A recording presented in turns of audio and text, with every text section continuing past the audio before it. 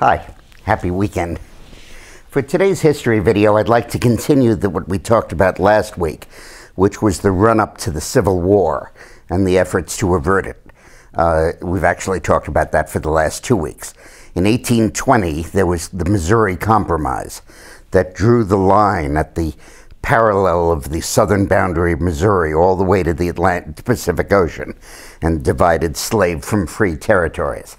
Then when all the new states came in after the Mexican War, they passed the Compromise of 1850 that brought California in as a free state, but set up a fugitive slave law that was very effective in returning fugitive slaves to the South. And it looked like civil war had been averted because the issues had basically been settled. The South had acquiesced in a majority non-slave Senate by not offsetting the admission of California by another state. And everything was fine. But then in 1854, Stephen A. Douglas, the leading Democrat from Illinois, senator, couldn't leave well enough alone, and he introduced the Kansas and Nebraska Act to deal with the Kansas and Nebraska territories that were both slated to come into the Union as non-slave territories. They were north of the 1850 line.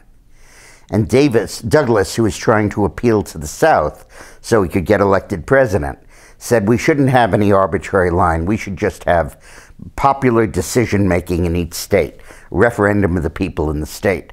Of course, as Lincoln said, nobody would ask the slaves. They don't get to vote.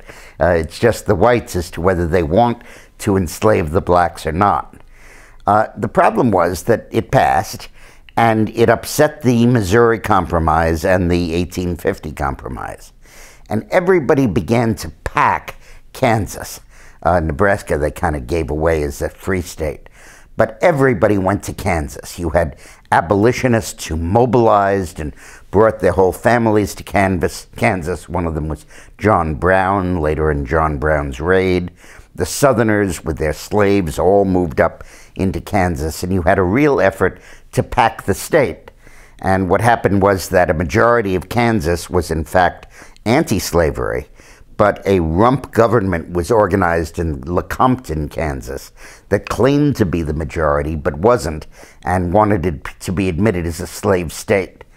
And a mini civil war broke out in Kansas, with violence, with hundreds of casualties on each side, terrorist raids by the slave and the anti-slave forces on each other, and it was an absolute mess, and it really presaged the kind of violence that would happen in the Civil War.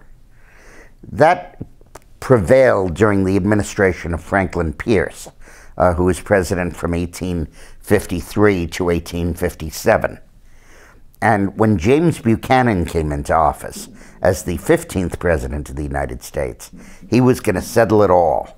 And what he did was set in motion events that directly led to the Civil War. We'll talk about that in next week's history video.